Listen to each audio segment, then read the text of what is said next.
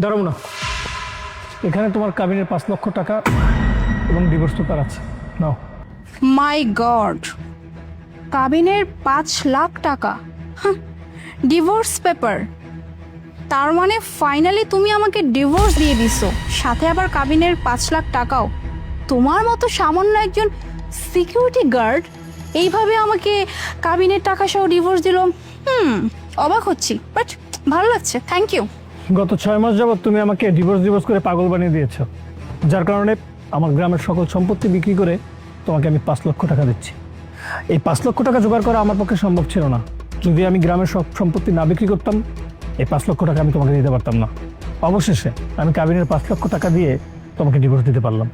কি ভাবছো মিস্টার হৃদয়, হ্যাঁ, যে তুমি আমাকে এসব কথা বলে সিম্পেথি গেইন করবা, যে তুমি তোমার বাড়ির সমস্ত সয় সম্পত্তি বিক্রি করে দিয়ে তুমি তোমার বউকে ডিভোর্স দিছো, কাবিনে 5 লাখ টাকা দিছো।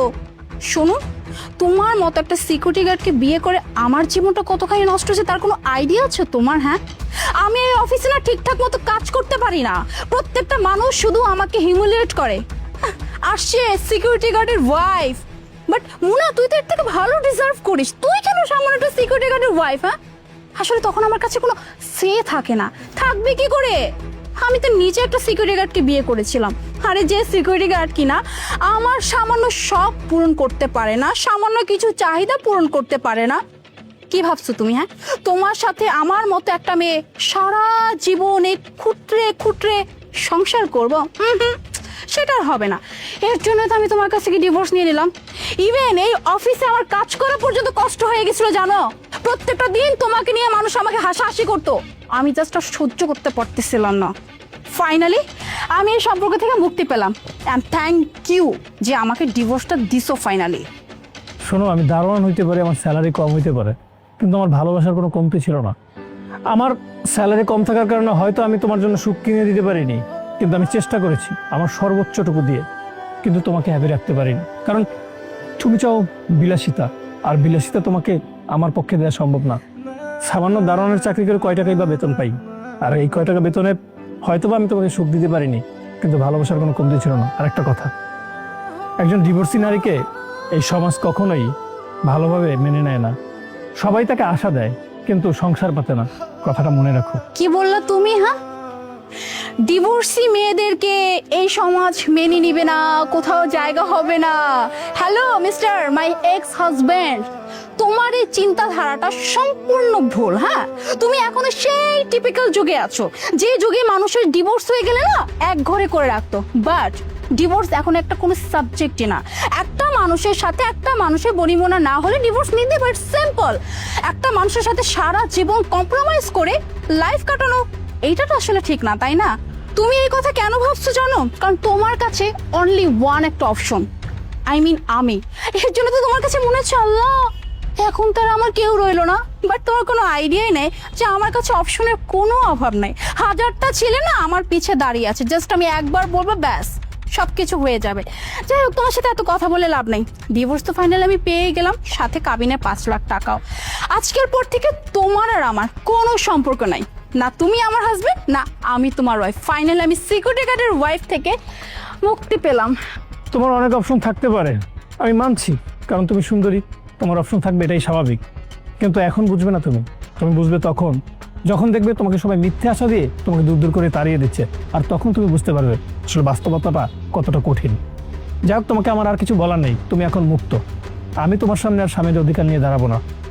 ভালো থেকো, আমার আর কিছু বলার নেই তোমাকে। কি বললা তুমি? বাস্তবতা, ঠিক বলছো। বাস্তবতা কার কেমন সেটা কদিন পরে ঠিকই তুমি বুঝতে পারবা। আর এখন এখানে বসে ভালো মতো ডিউটি করো, আর বাইরে থেকে যারা আসবে না কেন সুন্দর মতো সালাম দিয়ে ভেতরে ঢোকাবে। অহংকার, অহংকার পতনের মূল। আর যে অহংকার নিয়ে চলে গেলে একদিন বুঝতে পারবে টাকাই সব না। ভালোবাসাটা সব থেকে বড় জিনিস পৃথিবীতে, ভালোবাসার উপরে আর কিছুই নেই। কোনো কেন আসে? কি ব্যাপার, এত আর্জেন্ট ডাকছো কেন? কিছু বলবা? আপন ফাইনালি আমি সারা জীবনের জন্য তোমার কাছে চলে আসছি। আমার এই সিকিউরিটি গার্ড হাজবেন্ড ও আমাকে ডিভোর্স দিয়ে দিচ্ছে, আর এই যে দেখো কাবিনে 5 লাখ টাকা। কি বলো তুমি? সত্যি সত্যি তোমার হাজবেন্ড তোমাকে ডিভোর্স দিয়ে দিছে? যাক, এতগুলো টাকা নিয়ে ওই আসছে, মুরগি একটা পাইছি। শোনো না আপন, আমাদের মাঝখানে যে বাধাটা ছিল এটা আর আজকে নাই। আজকে থেকে তুমি আমি এক হয়ে যাব। আর দেখো না, আমি তোমার পছন্দের শাড়ি পরে আসছি। আর শোনো, আজকে কিন্তু আমরা বিয়ে করব, আর এক্ষুনি বিয়ে করব। চলো কাজী অফিসে। ওয়াও, সুন্দর লাগতেছে। আরে বাবা, বিয়ে তো করব আমি, বললাম তো, কিন্তু বিয়ে করতে গেলেও তো 3জন সাক্ষীর প্রয়োজন, তাই না? আমার সাথে কেউ আসছে, কেউ আসে নাই। আমি সাক্ষীগুলো ম্যানেজ করি, তুমি একটু ওয়েট করো। আরে কিসের ওয়েট? তোমার কাছে এটা মনে হচ্ছে যে আমি এখনো ওয়েট করব? হ্যাঁ, আমি তো গতকালকে যখনই ডিভোর্স পেপারটা হাতে পেয়েছিলাম মনে হচ্ছিল দৌড়ে তোমার কাছে চলে আসি, কিন্তু সে উপায় ছিল না। তাই তো আজকে সকালবেলা সর্বন্ত ঘুম থেকে উঠে তোমার এই পছন্দের শাড়িটা পরে সোজা তোমার কাছে চলে আসছি। আজকে আমরা বিয়ে করব। এখন কোনো কথা নেই, আমাকে নিয়ে চলো কাজী অফিসে। আরে বাবা, সবাই কি সাক্ষী দিতে রাজি হবে? আমাকে তো একটু সময় দেবা। এক কাজ করো, তুমি এখানে দাঁড়াও, টাকাগুলো নিয়ে এখানে দাঁড়াও, আমি এক্ষুনি যাবো, এক্ষুনি আসতেছি। ও না, টাকাগুলো তুমি এখানে এভাবে এই রাস্তার মাঝখানে নিয়ে দাঁড়াই থাকো না, কারণ এখন রাস্তাঘাট খারাপ, দেখা যাচ্ছে তোমার থেকে চিন্তাই হয়ে যাচ্ছে, তখন আরেকটা সমস্যা। টাকাগুলো আমার কাছে থাক, আমি যাবো আর আসবো, সাক্ষীগুলো ম্যানেজ করি, আর তোমার জন্য খাবার কিছু নিয়ে আসি, ঠিক আছে? ও আরেকটা কথা, তোমার হাতে তো এগুলা গোল্ডের চুড়ি, আর তুমি বুঝতে পারতেছো এই এলাকাটা ভালো না। এখানকার বকাটে পোলাপান যদি তোমারে ধরে ছিনতাই করে বা ডাকাতি করে, তখন কি হবে? আরেকটা প্রবলেম। তুমি এক কাজ করো, তোমার হাতের ব্যাগ আর এই চুড়িগুলো আমারে দাও, আমি সেফ রাখি। চুড়িগুলো? হ্যাঁ ঠিকই বলছো, এগুলো সব গোল্ডের, অনেক দামি। তোমার কাছে থাকলে আমার কোনো চিন্তা নেই। আচ্ছা ফোনটা ধরো, এই নাও চুড়ি, আর এই হচ্ছে ব্যাগ। ব্যাগেও কিন্তু কিছু টাকা আছে। আমি এক্ষুনি আসতেছি। আজকে আমার কত খুশির দিন, ফাইনালি আজকে আমি আপনকে নিজের করে পাবো।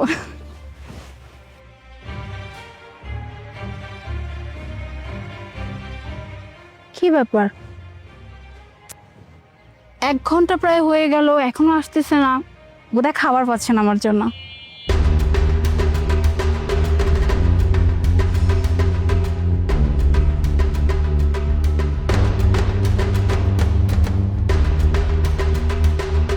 ঘন্টা হয়ে গেল, এখন পর্যন্ত আপনে আসার কোনো নাম নাই। না না, এত তো সামলানোর কথা না, নাকি ওর আবার কোনো কিছু হয়ে গেল? এক কাজ করি, ফোন দিই।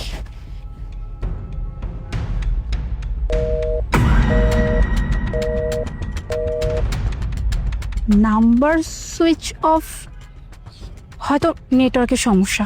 আমি আবার ট্রাই করি।